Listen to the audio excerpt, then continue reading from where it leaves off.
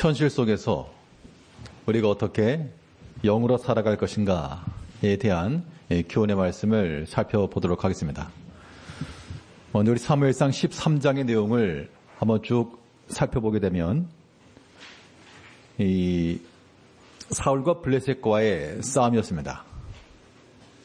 군사력으로나 혹은 무기로나 실력이 되지 못했는데 이 상황 속에서 하나님께서 무엇을 하시려고 이러한 때를 만나게 하셨는가?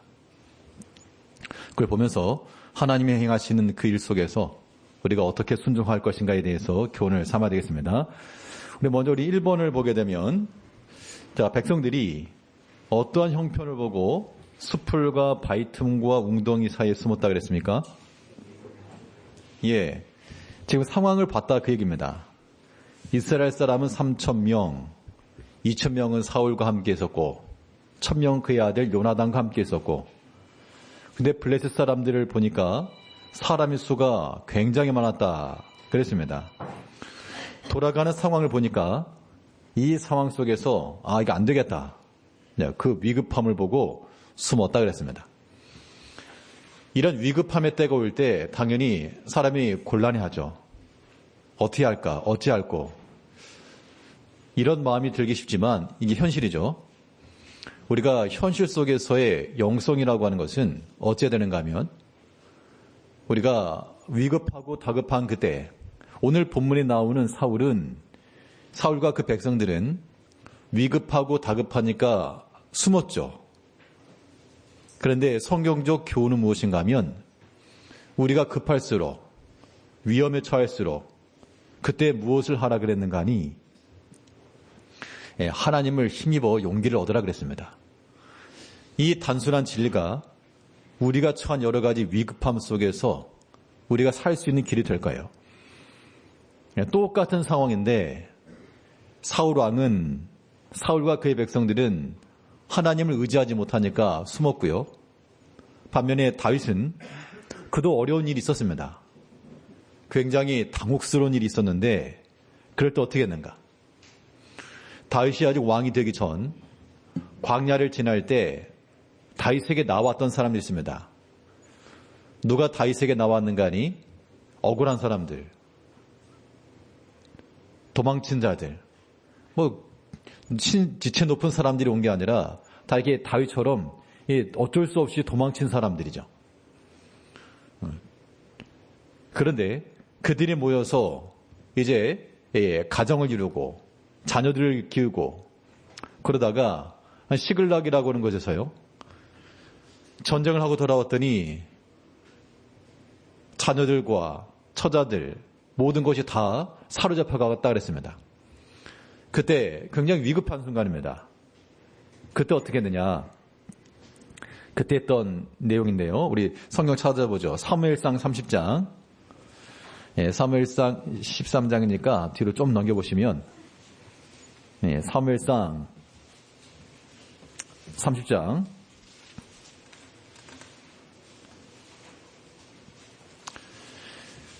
우리 현실 속에서 우리가 어떻게 하나님 의지하고 나갈 것인가에 대한 교훈입니다. 30장 6절 사무엘상 30장 6절 우리 찾았으면 우리 다 같이 한 목소리로 한번 읽어보겠습니다. 30장 6절 시작.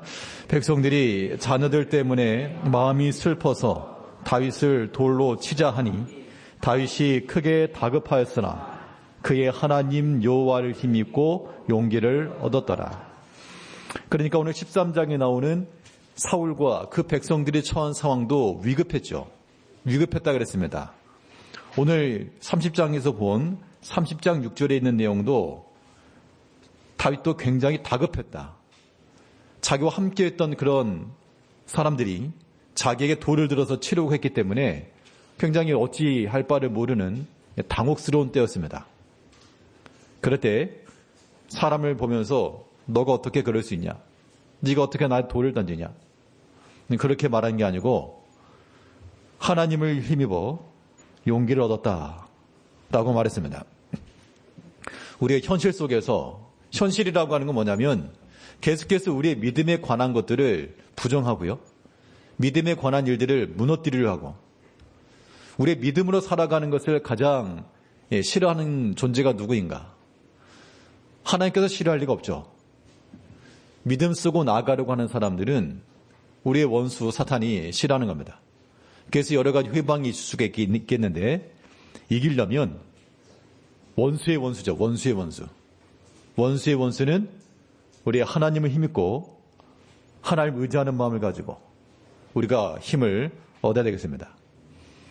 무엇 때문에 다급할까? 성도님들의 삶 속에서 때로 여러 다급할 만한 일들이 있을 겁니다. 그런 상황 속에서도 우리가 할 수 있는 유일한 일은 하나님 의지하는 거죠. 오전에 드린 말씀 중에 하나님 말씀 믿어도 안 되더라. 하나님 말씀이 그렇다 해도 안 되더라. 현실로는 안 되더라. 그럴 때요. 내가 주의 구원을 바람으로 피곤하였으나 그러나 내가 주의 말씀을 바라리이다. 그 시편 기자와 같이 내가 주의 구원을 바라고 주의 말씀을 아무리 들었어도 이것이 내 현실적 문제를 해결해 주지 못할 때 그 현실이 우리를 흔들어 버리는 겁니다. 그럴 때 우리가 주의 구원을 바라고 우리가 피곤하였으나 그럴지라도 나는 주의 말씀을 바라나이다.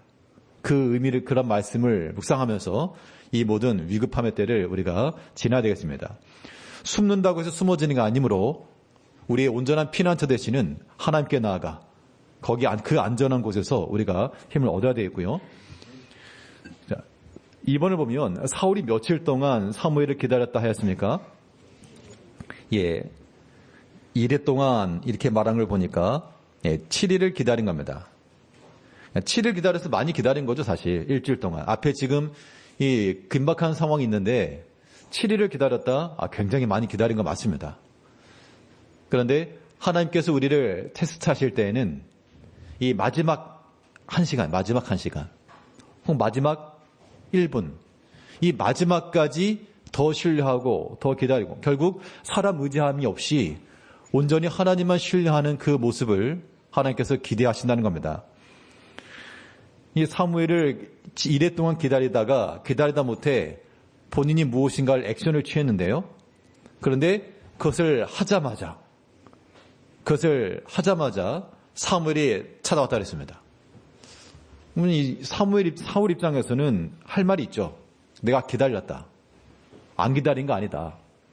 7일을 기다렸다. 당신이 일찍 왔어야지. 당신이 잘못 아니냐. 이런 일들도 우리 삶 가운데 비일비재하게 존재할 수 있는 현실적 상황들입니다. 그럴 때 우리가 취할 수 있는 신앙적 영성이라고 하는 것은요. 그러니까 하나를 가지고 그 조금을 우리가 인내하고 견뎌내는 겁니다. 이것을 우리가 좀 더 폭넓게 적용하게 되면 이 믿음으로 살아간다는 것, 내가 할 수 있는 것 가운데 딱 하나를 참고 내가 10마디 할 수 있는 것 중에서 딱 1마디 참고 그런 경우도 가끔 있습니다. 어떤 무엇인가를 하려고 딱 준비해 놨다가 한 사람이 안 왔거든요. 그래서 시간이 이제 거의 다 됐는데 안 왔습니다. 계산하는 말이 이 사람이 안 오냐 빨리 전화해봐라 하고 막 전화를 돌리는 찰나에 막 들어오는 거죠. 그런 경우라면 좀만 참을걸, 좀만 참아줄걸, 그런 거죠. 우리가 하나 앞에서 믿음 안에서의 삶이라고 하는 것은 이 조금, 왜냐하면 금방 왔으니까요. 그래서 우리의 말에 있어서도 한마디를 참으시고 또 충성함에 있어서는 한 번만 더 수고를 하시고 그런 거예요. 한 뼘의 차이인데 그 한 뼘의 차이가 하나님의 역사하심을 경험하느냐 못하느냐의 차이가 될 겁니다. 예수님께서 갈릴리 가나 혼인잔치 가운데서 그 종들에게 명하여 항아리에 물을 가득 채우고 떠다 주어라. 그때도 마찬가지죠. 물돈 하인들만 그 포도주의 변화물을 알았고 그 마지막까지 채웠을 때 역사가 일어났죠. 나아만 장군이 문둥병에서 고침받을 때도 가서 7번 요단강에 씻어라. 6번까지 씻었는데 아무런 차도가 없었다. 우리 같으면 이거 해도 안 된다. 그리고 돌아갔다 그러면 깨끗함을 얻지 못했을 건데 마지막까지 하고 나니까 깨끗함을 얻었다. 이제 우리가 특히 연말을 지나면서요, 얼마 남지 않은 이 기간 동안에 조금 더 수고하고요, 조금 더 충성하시고요. 그러면 하나님께서 분명 지금 이 사무엘과 이 사울과 그 백성들이 처한 상황이 위급하고 다급하고 평안한 때가 아닙니다. 그럴지라도 조금 인내하고 좀 더 참고 좀 더 기다리고 하나님께서 그러한 것을 우리 가운데 요구하시는 것만큼 여러 가지 시험이 있을 때라도 우리의 인내하는 마음을 좀 더 크게 하셔서 이 믿음의 때를 잘 지내시기를 바라겠습니다. 이 세 번째를 보면요, 사울이 사무엘을 대신해서 무엇을 드렸다 그랬습니까? 번제를 드렸다 그랬죠. 근데 구절을 보니까 사울이 이르되 번제와 화목제물을 이리로 가져오라 하여 번제를 드렸더니. 자, 그러면 사울은 번제를 드리면 안 되는가? 이 모든 제사의 직분이라고, 제사의 직무는 하나님께서 세우셨던 그 당시 제사장을 통하여, 사무엘을 통하여 이루어졌습니다. 어떤 경우에는 누구라도 해도 되는 게 있고, 또 어떤 경우에는 하나님께서 제안하신 것이 있습니다. 이럴 때 이제 여기서 지금 보여주고 있는 바는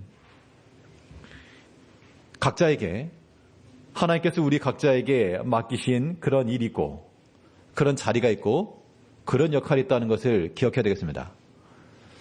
사울은 왕이었습니다. 그렇다고 해서 사무엘이 내가 제사도 드리고 내가 왕도 하고 그렇게 한 것이 아니고 사울을 왕으로 인정해 주었고요. 물론 사무엘의 입장에서 보게 되면 사울이 좀 부족함도 보였을 것이고, 이 왕으로서의 행함, 또 하나님을 향한 그런 마음, 이게 부족해 보일 수 있었습니다. 그렇다고 해서 사무엘이 이제부터 내가 왕한다, 그렇게 하지 않았고 자기의 본연의 임무 가운데서 충성했죠. 근데 사울은 이거 내가 왕이니까 뭐 번제도 내가 드려보자, 급한 마음이지, 급한 마음에. 사람이 마음이 급해지게 되면 일을 그르치기 쉽다는 게 바로 그런 뜻입니다. 근데 여기서 이 번제라고 하는 것을 뭐 사울이 드리면 어떻고 사무엘이 드리면 어떠냐, 똑같은 거 아니냐. 우린 여기에서요, 이 번제라고 하는 것이 그 당시 구약시대에서는 하나의 제사법이었으니까 오늘날 우리가 하나 앞에 어떻게 예배 드릴 것인가에 대한 예배의 모습과도 연결되어야 되겠습니다. 우리가 새벽 시간에 아모스서를 살피고 있는데요, 그 아모스에 보면 이런 말씀이 있습니다. 너희가 베델에서 죄를 짓고 길갈에서 죄를 더하며 아침마다 분향하고 아침마다 희생을 드리고 3일마다 11조를 드리며 낙헌제를 드리고 감사제를 드리고 이것이 너희 기뻐하는 바라. 그 말이 무엇입니까? 아침마다 희생을 드리고요, 아침마다 이렇게 뭔가 종교적 행위가 있었다, 그런 얘기입니다. 3일마다 11조를 하고 하나 앞에 드려진 헌신이 있었다, 그 얘기죠. 낙헌제와 감사제를 드리고 이 모든 종교적 열심이 있었는데, 그런데 그 앞에 뭐가 있었습니까? 베델에서 죄를 짓고 길갈에서 죄를 다하고 그런 지극히 육신적인 삶을 살아가면서 종교적 행위도 이어졌다는 겁니다. 그것은 너희가 기뻐하는 거라. 하나님이 기뻐하시는 제사는 그게 아니라, 그런 말씀이죠. 성경에서 말하기를 하나님께서 너희에게 구하시는 것은 뭐라 그랬습니까? 만만의 기름, 천천의 순양, 이걸 기뻐하시는 것이 아니라 하나님께서 너희에게 구하시는 것은 상하고 통연의 심령이라. 상하고 통연. 자, 상하고 통연의 심령. 이거는 이 사람 마음 자체가요, 상한다, 통연한다라고 하는 것은 막 하하 웃는 그런 거 아니죠. 슬픔이고요, 눈물입니다. 언제 슬프고 언제 눈물 흘리죠? 내가 높아지거나 내가 뭐 승승장구하거나 그럴 때 눈물 흘리고, 뭐 좋아서 그럴 수 있습니다만, 그럴 때 마음이 슬프고 눈물 흘릴 사람 많지 않죠. 내가 어려움에 처하고 내가 낮아지고 고난당하고 그럴 때 우리 마음이 낮아지고 슬픈 겁니다. 근데 하나님께서는 그런 마음을 가지고 하나 앞에 나와라. 그런 마음을 가지고 나와야지만 우리 자신을 온전히 하나 앞에 드릴 수 있고요, 정말 작은 것에도 하나님 앞에 감사할 수 있는 겁니다. 이 자리에 계신 성도님들의 심령 상태는 어떠하십니까?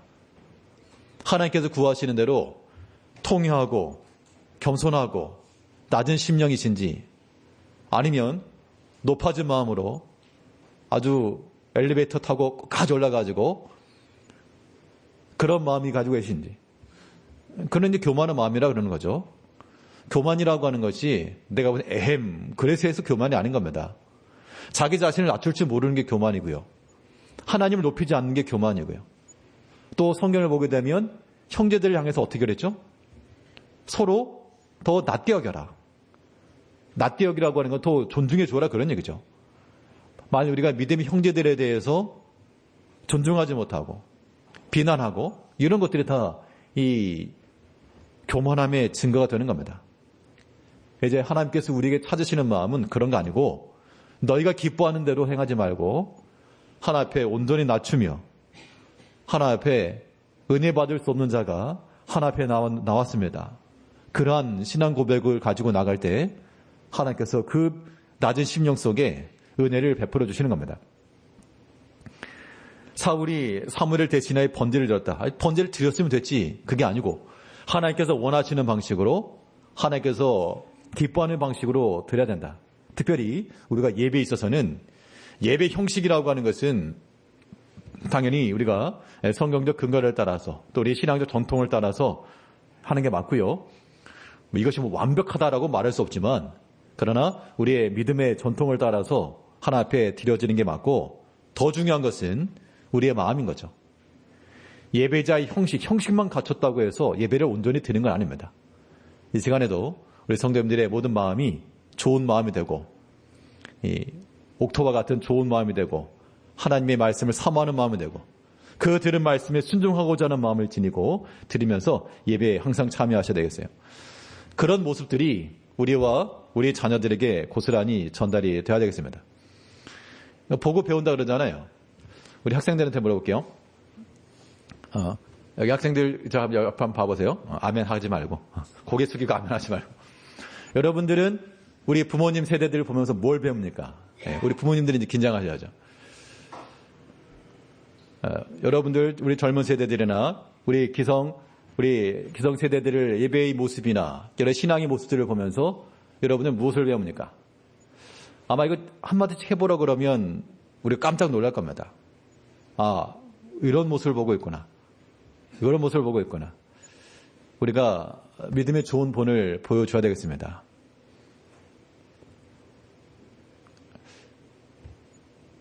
하나님 앞에서 우리의 바른 마음과 또 주를 향한 섬김과 교회를 향한 충성과 형제를 향한 열심과 이런 것들을 통해서 전달해 줘야 돼요. 어렸을 때의 기억이지만 물론 어느 교회든 다 그럴 가능성이 있다고 보여지는데요. 그래서 앞에 그 목사님들이나 이렇게 하시는 걸 보면 수고를 많이 하시죠.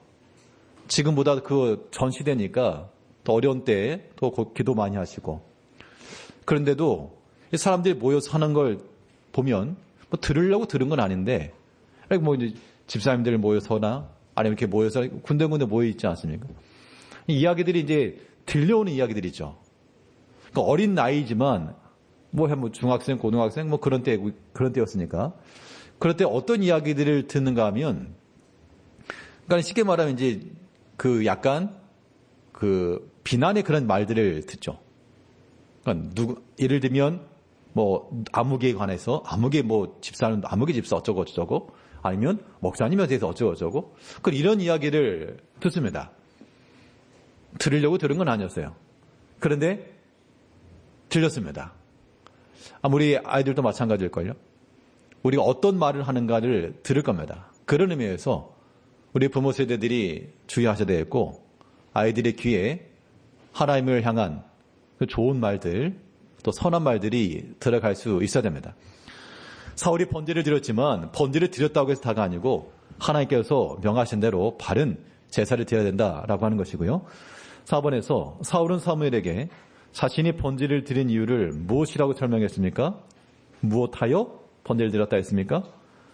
12절을 보게 되면 부득이하여 번제를 드렸습니다.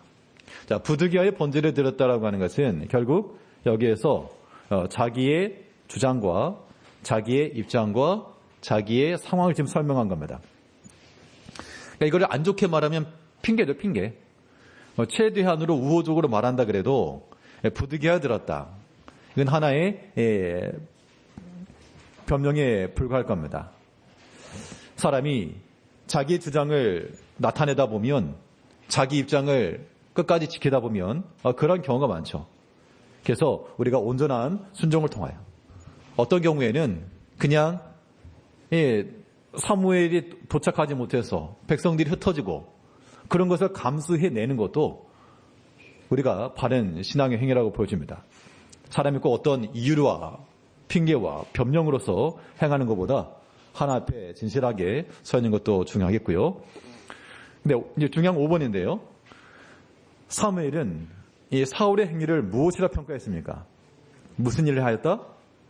망령된 일을 하였다. 자, 여기서 망령되란 말은 사실 망령이라고 하는 말을 평소에 잘 안 쓰죠. 망령 그러면 뭔가 좀 비하하는 것 같고 그렇죠. 여기서 망령되었다라고 하는 말을 바꿔 말하면요, 어리석은 일이에요. 어리석은 일. 당신이 어리석게 행동하였습니다. 그 뜻입니다. 번제를 드렸는데 왜 어리석냐? 이거는 사람의 생각을 따라서 드렸다 그런 얘기죠.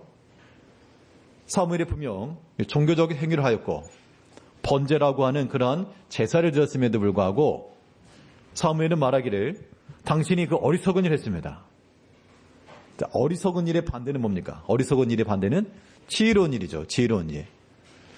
우리가 이 어리석은 것을 버리고 지혜로운 일을 행하려면 우리 지혜의 근원 되시는 하나님의 말씀을 그대로 믿고 그대로 순종해 나가는 것, 이것이 우리 가운데 필요합니다.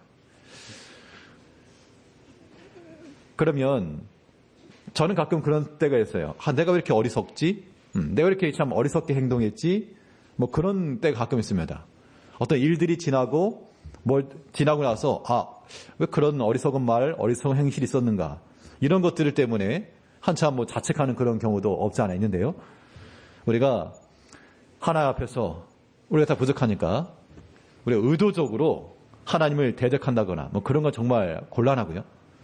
그러니까 고의성을 가지고 하나님 앞에서 고의성을 띠고 이런 죄를 범하는 것은 이건 우리가 정말 위험한 일이고 알지 못하고 하였을지라도 우린 지혜를 따라 신속히 돌이키고요.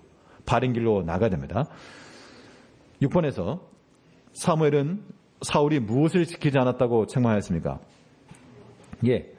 여호와께서 내리신 명령을 지키지 않았다. 그 전후 문맥 가운데서 무엇을 하고 하는 것이 명확히 나오지 않았지만 분명한 것은 사무엘 선지자를 통해서 전달된 거죠. 이래를 기다려라 하면 기다려라. 그럼 그 분부에 대해서 그 명령이 이 사울이 지키기에는 뭔가 좀 문제가 있어 보였다 그런 얘기입니다. 그런데 이 사울이 그것을 어기고 자기가 번제를 드렸지만 그러나 하나님께서 내리신 명령을 지키지 않았다라고 우리에게 책망을 한 거니까 우리가 하나님께서 우리에게 명하시는 직접적으로 우리에게 무슨 안무개야 그렇게 말씀하진 않으시죠. 근데 여전히 살아계신 하나님께서 말씀을 통해서나 여러 가지 섭리적 역사를 통해서나 하나님께서 분명히 우리에게 말씀하십니다. 그렇게 말씀하실 때 우리가 그 말씀을 지켜내야 됩니다. 그럼 나는 과연 무엇을 지키고 있는가? 하나님의 말씀을 지키고 있는가? 아니면 내 마음과 내 생각과 내 뜻과 혹은 내 자존심과 이런 걸 지키고 있는가? 무엇을 지키고 있는가? 그러니까 하나님의 말씀 우리가 듣고 말하고 하면서 그대로 순종해 나가면 복되지만 어떤 경우는요. 결국 그런 하나님의 말씀들이 우리를 설득하지 못할 때도 있습니다. 그것은 이제 본인에게 있어서 큰 불행이 되는 거예요. 우리가 하나 앞에서 믿음 생활하는 것만큼 우리가 지키고자 하는 의지, 우리가 간수하고자 하는 그 의지, 무너뜨리지 않고 잃어버리지 않고 꼭 지켜내고자 하는 그 마음, 하나님의 말씀을 그렇게 지키고 우리가 사수해내야 됩니다. 7번에서요. 하나님께서 누구를 구하여 백성의 지도자로 삼겠다 했습니까? 예, 그의 마음에 맞는 사람. 그러니까 이 사건을 통해서 결국에는 예, 사울을 패하시는 그런 장면입니다. 사울 개인으로는 예, 슬픔의 장이고 또 다윗의 입장에서는 하나님께서 그의 마음에 맞는 사람을 택하여 그를 세우셨다 했으니까 하나님 앞에 준비된 그런 마음에 합당한 사람은 그거는 복된 겁니다. 우리가 뭐 사울 망해라 뭐 그렇게 할 건 없죠. 누구 망해라 그런 마음을 갖는 거는 합당치 않습니다. 이게 이제 다 자기에게 돌아온다고 누구 망해라 그러면 자기가 그럴 수 있으니까 우리는 누구에게라도 복을 빌어주고요. 잘 되기를 바라는 마음을 가져줘야 됩니다. 호세아나 아모스 성경을 통해 보면 하나님께서 우상을 섬겼던 북이스라엘과 남유다만 벌한 것이 아니라 그 주변에 있던 다른 민족들 다메섹이며 모압이며 암몬이며 에돔이며 다른 민족들도 벌하셨는데 그 가운데 하나가 무엇인가 하면 너희 형제가 사로잡혀 갈 때 너희가 웃지 않았냐? 속으로 잘 되었다라고 박치지 않았느냐? 그것 때문에 하나님께서 그들을 심판했다고 그랬습니다. 우리가 하나 앞에서 다른 믿음의 형제들이 잘하고 있는 것을 우리는 기뻐하고요. 혹은 바르게 행하지 못하고 있는 것을 보면 가서 권면해 주고요. 또 우리가 하나 앞에서 바른 마음을 가지고 그의 마음에 합한 자로 살아가면 하나님께서 언제든지 우리를 통해서 하나님 일을 이루신다. 그 생각을 가지고 하나님 마음에 합한 자가 되기를 무엇보다 힘써야 되겠습니다. 자, 그럼 왜 하나님 마음에 합해야 되느냐? 이건 이제 우리가 하나님의 입장을 조금 이해하면 돼요. 지금 이 자리에도 뭐 저를 포함한 믿는다는 사람이 많이 있습니다. 믿는 사람들이 있지만 과연 하나님이 보실 때 내 마음에 딱 맞는 사람라고 인정해 줄 만한 사람이 과연 얼마나 될까? 하나님 보셨을 때 내 마음에 딱 맞는 목사다 그렇게 생각해 주실까? 아니면 하나님 보실 때 내 마음에 딱 맞는 그런 직분자들이다 그런 성도다 하나님 인정해 주실까? 그 생각까지 하게 되면 너무 죄송하거든요. 우리가 그런 마음들을 항상 생각하면서 하나 앞에 합당한 자가 되기를 힘써야 되겠습니다. 뒤에 있는 내용들은 이제 약간의 그 당시 역사적 스토리적인 내용인데요. 8번에 보게 되면 싸우는 날에 칼이나 창이 누구에게만 있었다 그랬습니까? 사울과 요나단에게만 있었고 다른 군사들에게는 무기가 없었다. 그 이유가 뭐냐? 9번을 보면 백성의 손에 칼과 창이 없었던 이유는 이스라엘 온 땅에 누가 없었기 때문이라고 그랬습니까? 철공들이 없었다. 철공들이 없었다. 그러니까 철을 다루는 철공들이 없어가지고 창도 못 만들고 칼도 못 만들고 그 이유는 블레셋 사람들이 다 잡아가 버린 겁니다. 그러면 그 땅 가운데 이 무기를 만들어내려면 창이며 칼이며 낫이며 이런 거 만들어내려면 철공들이 있어야 되겠죠. 그래서 우리 교회적 측면에서도 우리가 필요한 부분들에 대해서 사람을 키우는 게 이제 제일 중요하다 그런 거고요. 사람을 키우는 게 중요하고 또 사람을 귀히 여기는 게 필요하고 한 사람을 귀히 여기는 것이 필요합니다. 사실 우리가 누구 한 사람을 귀하게 여기지 않는 경우가 없죠. 우리가 다 하나님의 교회 내에서 모든 성도를 다 귀하고요. 다 나름대로의 역할과 위치가 있고 또 우리 존재 자체만으로도 의미가 있는 겁니다. 가정에서요. 어린 아이들이 좀 부족하다고 해서 넌 이제 내 자식이 아니야. 그럴 부모 없잖아요. 그냥 내 자식이라고 하는 관계성 속에서 의미가 있는 겁니다. 부모님들이 연세가 드시고 연로하고 그렇다고 해서 이제 내 부모가 아니야. 그렇게 말할 수 없죠. 비록 연로하고 몸이 부편함이 있어도 그 관계성 속에서 그 존재 자체만으로도 의미가 있는 겁니다. 가족이라고 하는 의미죠. 우리는 하나님의 자녀로서의 그런 의미가 있는 것만큼 우리 어린아이서부터 노내리까지 누구 하나라도 우리가 업신여기지 말고 서로 존중히 여겨주고요. 하나님의 사람이니까 그리스도 예수의 핏뿌림을 받은 하나님의 사람들이니까 존중히 여겨주고요. 또 우리가 철공들을 또 키워내야 칼도 만들고 창도 만듭니다. 특별히 교회 내에서 우리가 우리 학생들이나 우리 청년들이나 이 시대의 철공들과 같이 하나님의 말씀으로 쓰임받을 수 있는 그러한 사람들이 될 수 있도록 우리가 항상 힘을 써주고 믿음의 좋은 본을 보여주고요. 또 믿음 쓸 수 있는 그런 기회들을 보여주고 뭐 선교를 간다거나 이런 것들도 어떻게 보면 철곡 만드는 그런 과정들 가운데 하나니까 우리 이런 모든 과정들을 통해서 하나님의 좋은 믿음의 일꾼으로 만들어져 가야 되겠습니다. 마지막 10번에서는 이스라엘 사람들이 삽이나 도끼를 벼린다는 얘기는 날카롭게 하려면 어디로 내려갔다 그랬습니까? 없으니까 블레셋으로 갔는데요. 이것을 뭐 시간 다 됐습니다만 교회적 측면을 생각해 보게 되면 이게 아주 작은 규모의 교회, 아주 작은 규모의 교회가 있고 큰 규모의 교회가 있다고 한번 가정해 보겠습니다. 그러면 예전에 우리 위례교회에 직분자 안주식이 있을 때 우리 영학계 목사님과 둘이 같이 갔다 오면서 둘이 그런 얘기를 했습니다. 아, 정말 중요한 거는 인적 자원이구나. 인적 자원이다. 인적 자원이 되니까 시스템이 돌아가고 충원이 되고 참 이게 물 흐르듯 자연스럽게 돌아가는구나. 근데 그렇지 못한 데는요.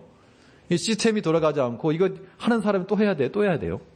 그렇기 때문에 근데 그럴 때 어떻게 되는가 하면 무슨 말씀 드리려고 하는가 하면 큰 교회 부러워하는 게 아니고 하나님께 우리가 작은 집을 줬으면 작은 집 안에서 감당할 부분을 감당하시자 그런 얘기를 하는 겁니다. 그러니까 이런 거죠. 작은 서너 명의 가족과 같은 그런 기업 사업체에서 대기업에 있는 그 모든 그런 것들을 그대로 따라하려고 그러면 당연히 보면 여러 가지 면에 있어서 보여지는 것도 있고 부러운 것도 있겠죠. 아쉬운 것도 있을 것이고. 그렇다고 해서 똑같이 할 수 있는 게 불가능하잖아요. 우리가 교회적 측면에서도요. 오전에 말씀드렸습니다만 이 연말이 되게 되면 저의 영적 에너지가 많이 소진됩니다. 새해를 준비하는 것도 그러하고 또 한 해의 평가도 그러하고요. 그런데 우리가 우리의 현실적 측면에서 물론 더 나은 방향, 더 옳은 방향을 향해 나아가야 되겠죠. 이 모든 상황 속에서 우리가 또 현실적 측면에서 제한된 자원이라고 하는 그런 측면도 우리가 또 충분히 고려하면서 서로가 하나 앞에서 좋은 믿음의 사람들 되시고 이러한 교회를 구성해 나가야 되겠습니다. 현실이라고 하는 것은 우리 가운데 위급함을 줄지라도 우리는 다 하나님 의지하는 백성들로서 하나님 의지하고 힘을 얻고 주 안에서 온전히 순종하시는 모든 성도님들 되시길 바라겠습니다. 기도하겠습니다. 우리를 변함없이 사랑하신 아버지 하나님, 하나님께서 우리 각자에게 두신 그 위치와 그 모든 자리에서